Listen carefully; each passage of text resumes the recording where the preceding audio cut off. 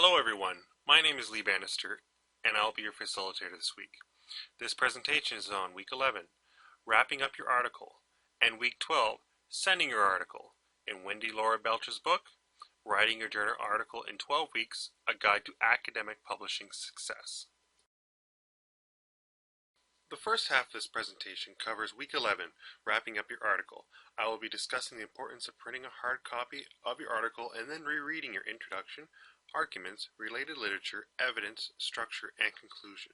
By this point in your article writing, you're able to see the end, but knowing that the end is near often has a negative side effect. Belcher suggests there are diminishing returns to perfecting your work. It is important to distinguish between all possible changes that could be made to your article and what changes should prioritize now. If you are worried about your article not being perfect, perhaps that is a plus.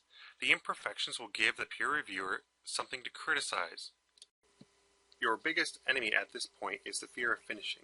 We begin to slow down as the feelings of sadness accompany the completion of projects and prevent closure. We become aware of the huge gap between what we imagined our article would be and what it ended up being. It is important to realize that no article is perfect. The first thing that Belcher recommends is printing out a hard copy of your article. Read through it and highlight what needs to be improved. Ask yourself if each change is essential or a barrier to completing your article. Review the instructions that were presented in Week 3 and reread your article to improve the logical flow of your arguments. If the article is easy to read, the editor is more likely to keep reading. Reread your article with an eye for wrapping up your literature review and other citations. Ask yourself, is the bibliography clean? Have you cited what you need to? Did you follow the citation format that the journal requires? Review the instructions on related literature reviews that were presented in Week 5. Review the instructions presented in Week 8 on openings, and reread your article with an eye for completing your introduction. Also, review the instructions in the same week on conclusions, and reread your article with an eye for completing your conclusion. The best conclusions are short, clear ones. Review the instructions from Week 6 and 7, and reread your article with an eye for finalizing the body. Focus on improving, not overhauling. Don't forget your journal's word limit, but if you're only 100 words over, don't agonize. Most editors don't expect you to hit the mark exactly. Devoting 3 to 4 hours to this task may be helpful as you get closer to sending it. The second half of this presentation covers Week 12, Sending Your Article. I will be discussing the importance of finishing, how to write an effective cover letter, how to prepare a print quality illustration, applying a journal style, preparing a final print before submitting it, and then celebrating such a courageous accomplishment. The workbook has been designed as an end run around our common tendency both to procrastinate by not writing and to perfect by honest revising. To get published, you have to train yourself to get over both tendencies. Do not try to include everything. Narrow your focus by deciding what is beyond the scope of your article and pursue what is within your article. Getting your article ready to send requires several last steps. Belcher points out when submitting an article, authors often ignore the importance of crafting a good cover letter. The professional cover letter favorably disposes the editor towards you and your work. While some journals do not examine them very closely, other journals use them to decide whether to read your article at all.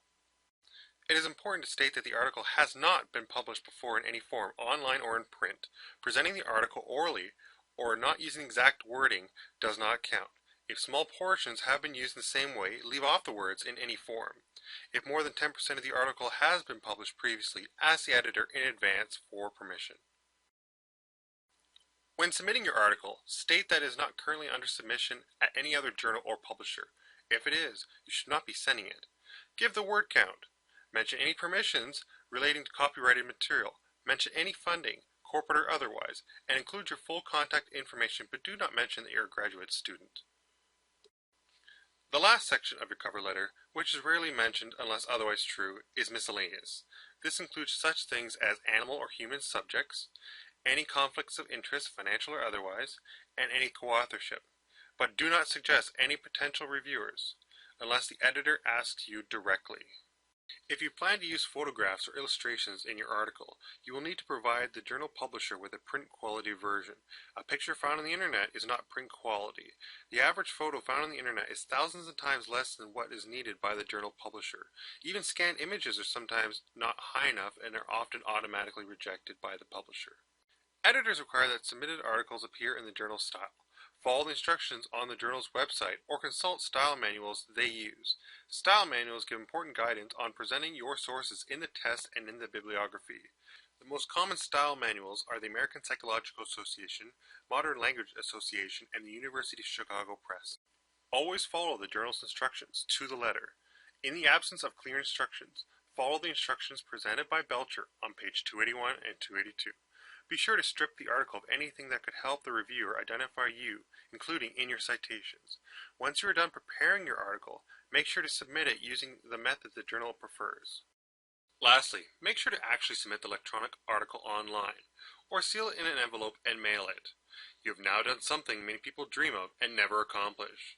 You are now one of the brave souls with the courage to send their writing to an actual publisher. Well done. Go celebrate. You deserve it.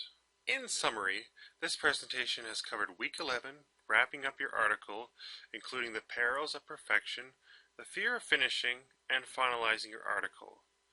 And in Week 12, sending your article, which covered writing a cover letter, preparing a print quality illustration, and applying a journal style.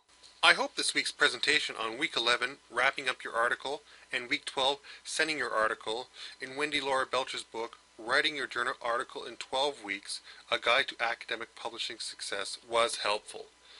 Thank you for watching.